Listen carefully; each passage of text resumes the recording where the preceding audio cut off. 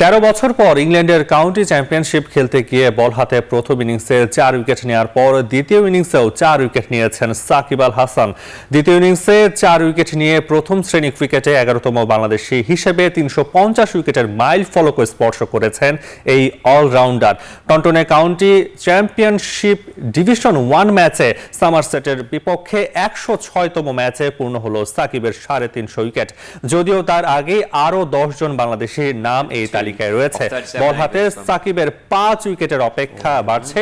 প্রথম শ্রেণীর ক্রিকেটে সবশেষ সাকিবের 5 উইকেট নেওয়ার 2 বছর পেরিয়ে গেছে।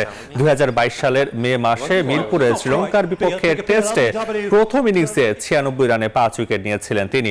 এরপর 16 ইনিংসে আর এই স্বাদ পাননি। প্রথম শ্রেণীর উইকেট শিকারে সবার উপরে আছেন বর্তমান নির্বাচক আব্দুর রাজ্জাক। 634 উইকেট নিয়ে তিনি রীতিমতো ধরা ছোঁয়ার বাইরে রয়েছেন।